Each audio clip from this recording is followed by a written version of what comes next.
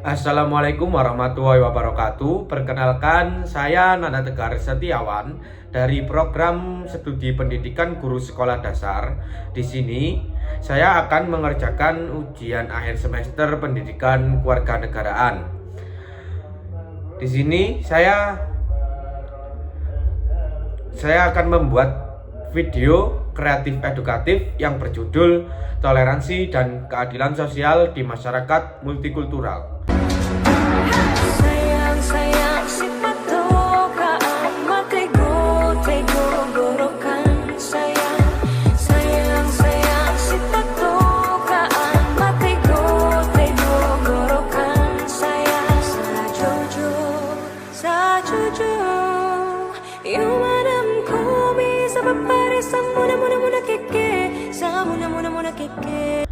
Baik,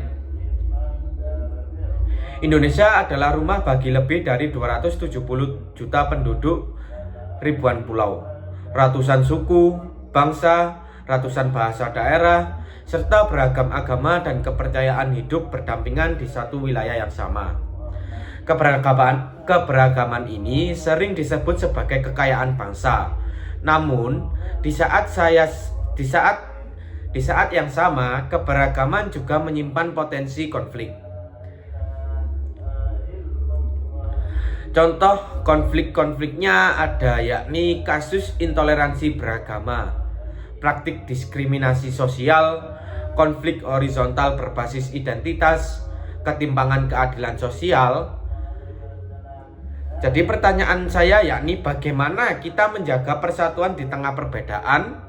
Bagaimana keadilan sosial dapat diwujudkan dalam masyarakat multikultural? Dan yang paling penting, sejauh mana pendidikan kewarganegaraan berperan membangun toleransi dan keadilan sosial di tengah keberagaman?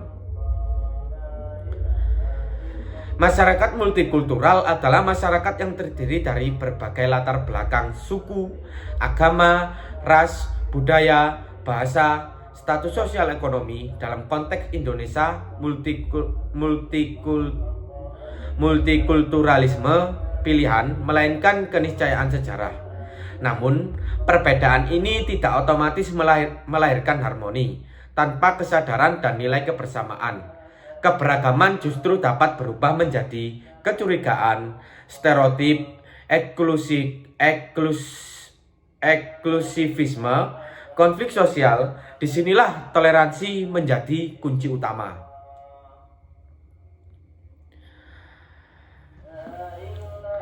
Baik, apa sih intoleransi itu?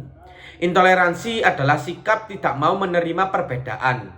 Ia muncul dalam bentuk penolakan terhadap kelompok tertentu, pelarangan ibadah, ujaran kebencian, kekerasan atas nama identitas. Intoleransi sering berakar pada kurangnya pemahaman, fanatisme sempit, politisasi identitas, pendidikan yang gagal menanamkan nilai kemanusiaan. Itu. Kedua ada diskriminasi. Diskriminasi ini terjadi ketika seseorang diperlakukan tidak adil karena suku, agama, gender, status ekonomi, difabilitas. Diskriminasi bertentangan langsung dengan prinsip semua warga negara memiliki kedudukan yang sama di hadapan hukum. Yang ketiga ada konflik sosial. Ketika intoleransi dan diskriminasi dibiarkan, konflik sosial menjadi tak terhindarkan. Konflik tidak hanya merusak keamanan, persatuan, kepercayaan sosial, tetapi juga meninggalkan luka sosial jangka panjang. Baik. Apa sih HAM itu? HAM adalah hak asasi manusia. Jadi, hak asasi manusia itu adalah hak dasar yang melekat pada setiap manusia sejak lahir.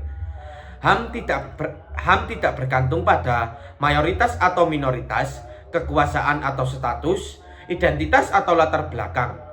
Keadilan sosial berarti kesempatan yang setara, perlakuan yang adil, akses yang merata terhadap pendidikan, kesehatan, dan hukum.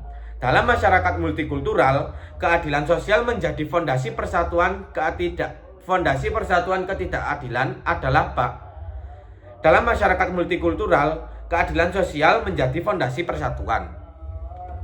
Ketidakadilan adalah bahan bakar konflik Pancasila, khususnya sila kedua dan sila kelima menegaskan bahwa kemanusiaan dan keadilan adalah nilai yang tidak bisa ditawar. Peran pendidikan kewarganegaraan. Pendidikan kewarganegaraan bukan sekedar mata pelajaran. Ia adalah pendidikan nilai dan karakter kebangsaan. Peran strategis pendidikan kewarganegaraan meliputi yang pertama ada menanamkan kesadaran multikultural. Jadi, pendidikan kewarganegaraan mengajarkan bahwa perbedaan bukan ancaman, melainkan realitas sosial yang harus dihormati. Yang kedua ada membangun sikap toleransi. Yang kedua ada membangun sikap toleransi. Membangun sikap toleransi ini bisa melalui diskusi, studi kasus, dan refleksi peserta didik belajar. Membangun sikap toleransi ini bisa melalui diskusi, studi kasus, dan refleksi.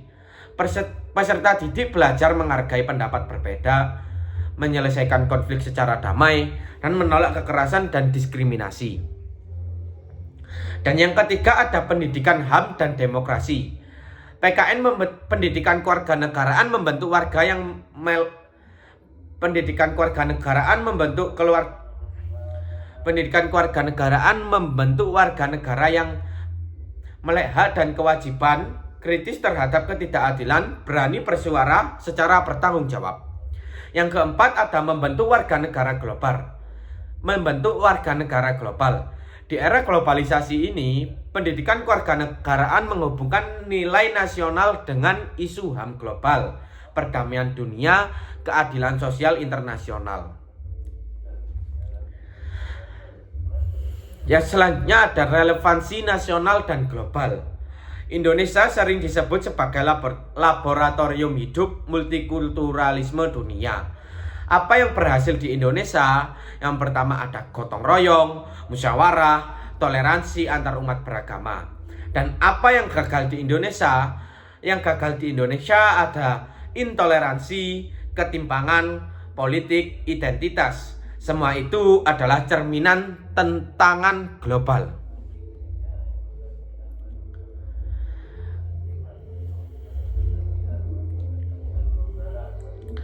Dengan pendidikan kewarganegaraan yang kuat, Indonesia tidak hanya menjaga persatuannya, tetapi juga memberi teladan bagi dunia.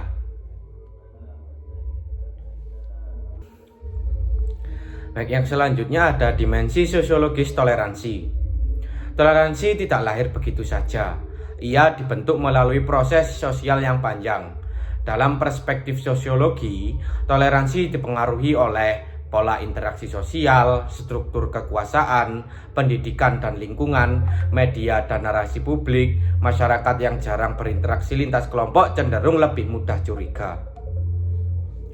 Sebaliknya, masyarakat yang terbiasa berinteraksi dalam ruang bersama akan lebih mudah membangun empati. Konsep ini dikenal sebagai kontak hipotesis, yang menyatakan bahwa interaksi sosial yang setara dapat mengurangi prasangka. Pasar tradisional, sekolah, kampus, dan ruang publik adalah laboratorium toleransi yang nyata. Namun, ketika ruang bersama digantikan oleh polarisasi media sosial, echo chamber digital, informasi yang bias dan provokatif, maka toleransi perlahan terkikis. Begitu. Selanjutnya ada media sosial, politik identitas, dan tantangan baru. Di era digital ini, intoleransi tidak selalu muncul dalam bentuk fisik. Ia sering hadir dalam bentuk komentar kebencian, hoaks berbasis identitas, polarisasi opini, cancel culture. Media sosial mempercepatnya penyebaran prasangka. Algoritma tidak mendidik, tetapi memperkuat apa yang sudah kita sukai dan yakini. Disinilah politik identitas menjadi berbahaya.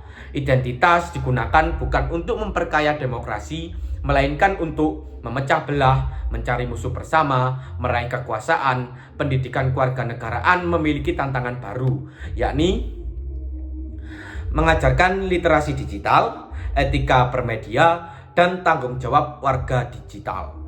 Toleransi hari ini bukan hanya soal bertetangga, tetapi juga soal berinteraksi secara etis di ruang virtual. Selanjutnya ada keadilan sosial dalam kehidupan sehari-hari. Keadilan sosial sering dibahas secara abstrak, padahal ia sangat dekat dengan kehidupan sehari-hari. Keadilan sosial tampak ketika anak di desa mendapat akses pendidikan yang layak, penyandang disabilitas memperoleh fasilitas publik, masyarakat miskin mendapat perlindungan hukum, perempuan dan kelompok rentan diperlakukan setara. Ketidakadilan sosial sering tersembunyi dalam hal yang dianggap normal. Misalnya, akses pendidikan yang timpang, stigma terhadap kelompok tertentu, ketimpangan ekonomi yang diwariskan. Keadilan bukan berarti semua orang yang mendapatkan hal yang sama, melainkan setiap orang mendapatkan apa yang ia butuhkan untuk bermartabat. Selanjutnya, peran negara dan hukum dalam menjaga toleransi. Toleransi tidak hanya bisa dibebankan pada individu, negara memiliki peran penting. Toleransi ini tidak bisa hanya dibebankan pada individu, namun negara memiliki peran penting. Negara wajib menjamin kebebasan beragama, melindungi kelompok minoritas, menegakkan hukum tanpa diskriminasi, menindak tegas kekerasan berbasis identitas. Hukum yang lemah terhadap intoleransi akan memperkuat rasa ketidakadilan. Sebaliknya, hukum yang adil akan membangun kepercayaan publik, mengurangi konflik, memperkuat persatuan. Pendidikan kewarganegaraan membantu warga memahami bahwa hak selalu berjalan bersama kewajiban. Begitu ya. Selanjutnya ada pendidikan sebagai ruang praktik toleransi. Sekolah dan kampus bukan hanya tempat transfer ilmu, tetapi ruang pembentukan karakter juga. Toleransi harus dipraktikkan, bukan hanya diajarkan melalui diskusi lintas pandangan, kerja kelompok multikultural, simulasi demokrasi, proyek sosial. Peserta didik belajar bahwa perbedaan tidak menghalangi kerjasama. Pendidikan kewarganegaraan yang hidup adalah yang mengajak berdialog, menghargai perbedaan pendapat, menumbuhkan empati. Selanjutnya ada refleksi moral dan tanggung jawab individu. Pada akhirnya, toleransi dan keadilan sosial bukan hanya soal sistem, tetapi soal pilihan moral individu. Setiap hari kita memilih menghakimi atau memahami, diam atau bersuara, eksklusif atau inklusif. Toleransi diuji bukan ketika kita bersama yang serupa, tetapi ketika kita berhadapan dengan yang berbeda. Keadilan sosial dimulai dari cara kita memperlakukan orang lain bagaimana. Begitu. Baik, selanjutnya ada filsafat toleransi dan keadilan sosial. Untuk memahami toleransi dan keadilan sosial secara utuh, kita perlu menengok akar filosofinya. Dalam filsafat moral, toleransi lahir dari pengakuan bahwa manusia adalah makhluk yang bermartabat. Setiap manusia adalah makhluk yang bermartabat. Setiap manusia memiliki kebebasan berpikir dan meyakini tidak ada satu kelompok pun yang berhak memaksakan kebenarannya kepada orang lain. John Locke menyatakan bahwa toleransi adalah syarat utama masyarakat damai. Tanpa toleransi, kebebasan berubah menjadi penindasan. Sementara itu, keadilan sosial dalam pandangan filsuf seperti John Rawls menekankan keadilan harus melindungi mereka yang paling lemah. Ketimpangan hanya dapat dibenarkan jika menguntungkan semua pihak. Dalam konteks Indonesia, nilai-nilai ini selaras dengan Pancasila, kemanusiaan yang adil dan beradab, keadilan sosial bagi seluruh rakyat Indonesia. Artinya, toleransi dan keadilan bukan bukan hanya sekedar konsep impor, melainkan nilai yang hidup dalam jati diri bangsa. Yang selanjutnya ada Pancasila sebagai etika hidup multikultural. Pancasila bukan sekedar dasar negara, ia adalah etika hidup bersama. Setiap sila memiliki relevansi langsung dengan masyarakat multikultural. Sila pertama menegaskan kebebasan beragama dan berkeyakinan. Sila kedua menolak segala bentuk diskriminasi. Yang ketiga, sila ketiga menempatkan persatuan di atas ego kelompok. Yang keempat ada sila keempat yang berbunyi kerakyatan yang dipimpin oleh hikmat kebijaksanaan dalam permusyawaratan perwakilan, yakni mendorong dialog dan musyawarah. Yang kelima ada keadilan sosial bagi seluruh rakyat Indonesia, yaitu menuntut keadilan struktural dan sosial. Ketika intoleransi terjadi, itu bukan karena Pancasila gagal, melainkan karena Pancasila tidak dihidupi. Pendidikan kewarganegaraan memiliki tugas penting, menghidupi Pancasila sebagai nilai praksis, bukan hafalan.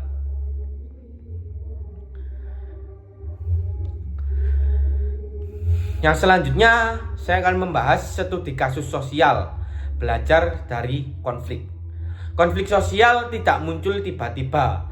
Ia lahir dari akumulasi ketidakadilan dan prasangka. Beberapa pola umum konflik di masyarakat multikultural ada kesalahpahaman identitas, kesenjangan ekonomi, politik adu domba, penegakan hukum yang tidak adil. Setiap konflik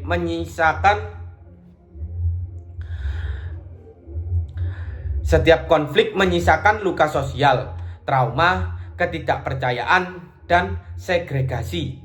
Namun, konflik juga dapat menjadi ruang pembelajaran bahwa dialog kuat daripada kekerasan, bahwa keadilan mencegah konflik lebih efektif daripada represi. Pendidikan kewarganegaraan perlu mengajarkan bagaimana konflik dikelola secara damai, adil, dan manusiawi. Yang selanjutnya ada toleransi aktif, melampaui sekedar menghormati. Toleransi bukan sikap pasif. Toleransi pasif hanya berkata, saya tidak mengganggumu. Toleransi aktif berkata, saya berdiri bersamamu ketika hakmu dilanggar. Toleransi aktif tampak ketika yang pertama menolak ujaran kebencian, yang kedua membela kelompok rentan, yang ketiga ada mengoreksi informasi yang menyesatkan, dan yang terakhir menciptakan ruang dialog. Inilah bentuk toleransi yang dibutuhkan masyarakat multikultural hari ini. Yang selanjutnya ada keadilan sosial struktural dan ketimpangan. Banyak ketidakadilan bersifat personal, melainkan struktural. Ketimpangan akses pendidikan, ketimpangan ekonomi antar wilayah, ketimpangan layanan kesehatan, dan ketimpangan hukum. Keadilan sosial menuntut perubahan sistem, bukan sekedar kebaikan individu. Pendidikan kewarganegaraan harus membantu peserta didik memahami bahwa kemiskinan bukan sekedar kemalasan, bahwa ketimpangan sering diwariskan, bahwa keadilan membutuhkan kebijakan yang berpihak. Berikutnya ada demokrasi, toleransi, dan kewargaan kritis. Demokrasi tanpa toleransi akan berubah menjadi tirani mayoritas. Dalam demokrasi multikultural, suara minoritas harus dilindungi, perbedaan pendapat harus dihargai, dan kekuasaan harus diawasi. Pendidikan kewarganegaraan berperan membentuk warga negara kritis, mampu berpikir rasional, tidak mudah terprovokasi, berani menolak ketidakadilan. Demokrasi yang sehat membentukkan warga yang beretika. Begitu ya. Peran pemuda dan mahasiswa. Pemuda adalah agen perubahan. Sejarah Indonesia menunjukkan perubahan besar selalu dimulai oleh kaum muda. Peran pemuda dalam toleransi dan keadilan sosial menjadi jembatan antar identitas. Yang kedua, menginisiasi gerakan sosial. Yang ketiga, menyuarakan keadilan secara damai. Dan yang terakhir, menggunakan media sosial secara bertanggung jawab. Menggunakan media sosial secara bijak dan bertanggung jawab. Mahasiswa bukan hanya pencari gelar, tetapi juga penjaga nilai. Indonesia dan tanggung jawab global. Sebagai bagian dari dunia global, Indonesia tidak bisa menutup diri. Isu global hari ini ada pengungsi, perubahan iklim, krisis kemanusiaan, ketimpangan global. Nilai toleransi dan keadilan sosial Indonesia dapat menjadi kontribusi nyata bagi dunia.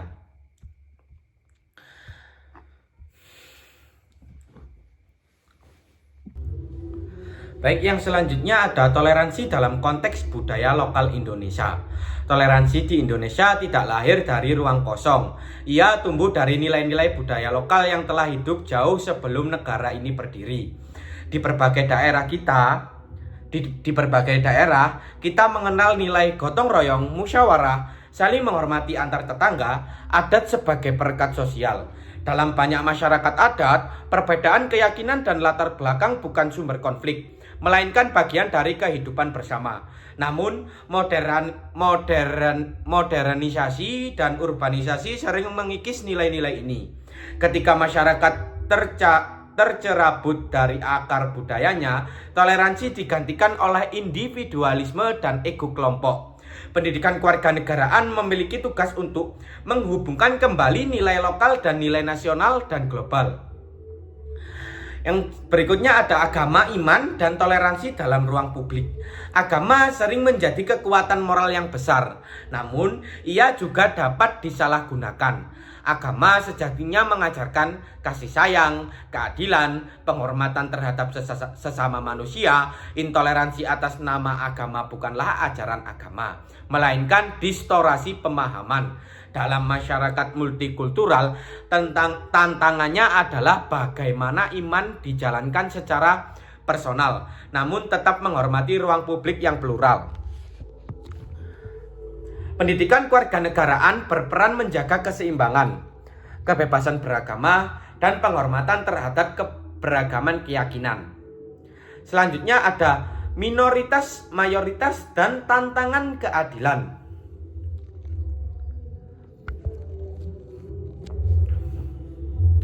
Dalam masyarakat demokratis, jumlah sering menjadi sumber kekuasaan. Namun keadilan tidak boleh ditentukan oleh angka. Mayoritas yang tidak menghormati minoritas akan melahirkan tirani.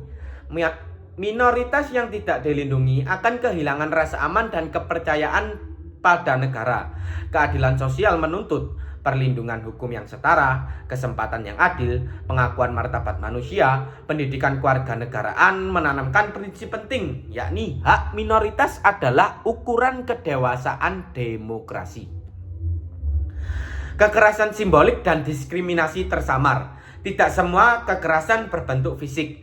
Ada kekerasan simbolik yang lebih halus tetapi berdampak panjang, yakni lelucon yang merendahkan, stereotip yang dianggap wajar, bahasa yang menyingkirkan, representasi media yang bias.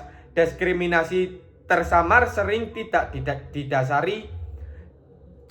disadari, tetapi terus memproduksi ketidakadilan. Pendidikan kewarganegaraan membantu peserta didik untuk menyadari bentuk-bentuk ketidakadilan yang tersembunyi. Yang selanjutnya ada ekonomi, kemiskinan, dan keadilan sosial. Ketimpangan ekonomi adalah ujian terbesar keadilan sosial dalam masyarakat multikultural. Kemiskinan sering berkelindan dengan identitas wilayah akses pendidikan. Kemiskinan bukan hanya soal kurangnya uang, tetapi juga kurangnya kesempatan. Keadilan sosial menuntut kebijakan yang berpihak pada yang lemah, mengurangi kesenjangan, memberdayakan, bukan sekedar memberi pendidikan kewarganegaraan, mengajak warga memahami bahwa keadilan ekonomi adalah fondasi persatuan nasional. Yang selanjutnya ada gender inklusivitas dan keadilan sosial. Keadilan sosial juga menyangkut relasi gender. Diskriminasi berbasis gender masih terjadi dalam berbagai bentuk, yakni akses pendidikan, kesempatan kerja, kekerasan berbasis gender, stereotip peran sosial. Masyarakat multikultural yang adil adalah masyarakat yang menghormati martabat setiap manusia tanpa memandang gender. Pendidikan kewarganegaraan berperan membentuk yang pertama yakni kesadaran kesetaraan, sikap saling menghormati, keberanian menolak ketidakadilan. Yang selanjutnya ada lingkungan hidup dan keadilan antar generasi. Keadilan sosial tidak hanya untuk hari ini, tetapi juga untuk masa depan. Kerusakan lingkungan adalah bentuk ketidakadilan antar generasi. Masyarakat multikultural sering paling terdampak oleh bencana ekologis, eksploitasi sumber daya, krisis iklim. Keadilan sosial berarti menjaga bumi sebagai rumah bersama. Pendidikan kewarganegaraan memperluas makna kewargaan dari manusia ke alam. Selanjutnya ada kepemimpinan etis dalam masyarakat multikultural. Pemimpin memiliki peran besar dalam membentuk toleransi. Pemimpin etis adalah pemimpin yang memanfaatkan perbedaan, menjaga keadilan, menjadi teladan moral. Kepemimpinan tanpa etika akan memperparah konflik, memperlebar ketimpangan. Pendidikan kewarganegaraan menanamkan nilai kepemimpinan sejak dini, bukan untuk kekuasaan, tetapi untuk pelayanan. Selanjutnya ada gerakan sosial dan partisipasi warga. Perubahan tidak selalu datang dari negara, seringkali ia lahir dari warga negara. Perubahan tidak selalu datang dari negara, seringkali ia lahir dari warga. Gerakan sosial memang memperjuangkan hak asasi, keadilan sosial, kesetaraan, dan perdamaian. Adalah bentuk kewargaan aktif. Pendidikan kewarganegaraan membentuk warga yang tidak apatis, tidak pasif, berani berpartisipasi secara damai. Refleksi kewarganegaraan di era ketidakpastian. Dunia hari ini penuh ketidakpastian. Krisis global, konflik, dan perubahan cepat menguji nilai kemanusiaan kita. Dalam situasi seperti ini, toleransi dan keadilan sosial bukan kemewahan, melainkan kebutuhan.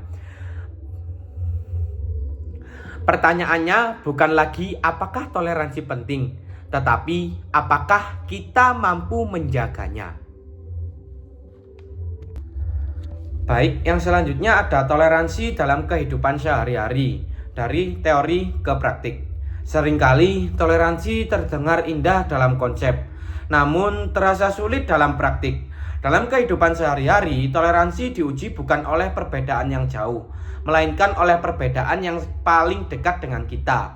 Yang pertama di lingkungan keluarga, di sekolah dan di kampus, di tempat kerja, dan di ruang digital. Perbedaan pendapat politik, perbedaan acara beribadah, perbedaan gaya hidup, bahkan perbedaan selera dan cara berpikir dapat menjadi sumber konflik kecil yang terus menumpuk. Toleransi dalam praktik berarti mendengarkan tanpa langsung menghakimi, menghormati tanpa harus menyetujui, menahan diri untuk merendahkan, dan memilih dialog daripada emosi. Dalam masyarakat multikultural, kedewasaan sosial diukur bukan dari seberapa keras kita mempertahankan pendapat, melainkan seberapa bijak kita menyikapi perbedaan. Selanjutnya ada empati sosial sebagai jantung toleransi. Toleransi tanpa empati mudah berubah menjadi formalitas. Empati adalah kemampuan untuk melihat dunia dari sudut pandang orang lain, merasakan apa yang mereka rasakan, dan memahami konteks hidup mereka. Ketika empati hadir, stereotip melemah, prasangka berkurang, kekerasan kehilangan pembenaran. Dalam masyarakat multikultural, empati sosial dapat dibangun melalui interaksi langsung lintas kelompok, pendidikan yang humanis, cerita dan narasi kemanusiaan, pengalaman bersama dalam ruang sosial. Pendidikan kewarganegaraan berperan besar dalam menumbuhkan empati, bukan dengan ceramah semata, tetapi dengan refleksi kritis atas realitas sosial. Empati membuat kita sadar bahwa ketidakadilan yang menimpa orang lain pada akhirnya mengancam keadilan kita sendiri. Dan yang terakhir ada membangun budaya damai di masyarakat multikultural. Budaya damai ini tidak lahir secara instan. Ia dibangun secara perlahan melalui nilai, kebiasaan, dan teladan.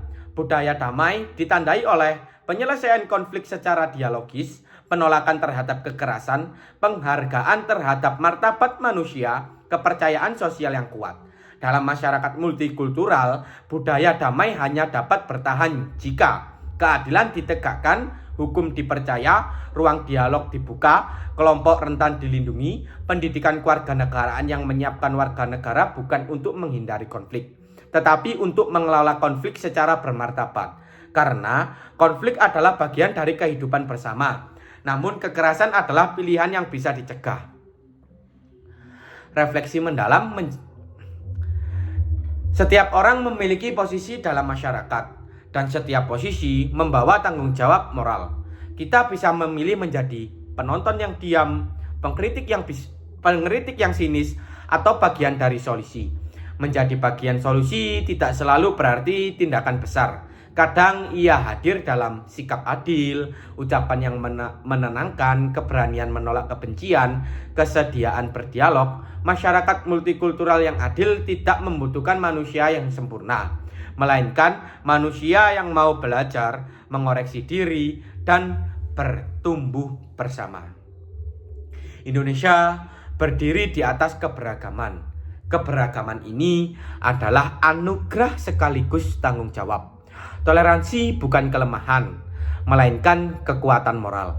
Keadilan sosial bukan beban, melainkan fondasi persatuan.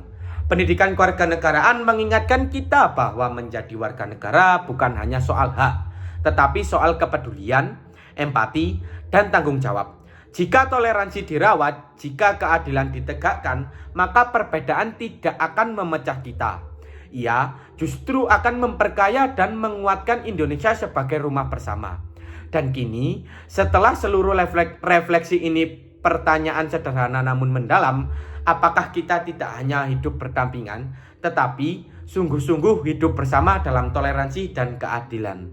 Baik, itu saja dari saya. Bila ada kurang dan lebihnya, mohon maaf yang sebesar-besarnya. Terima kasih. Wassalamualaikum warahmatullahi wabarakatuh.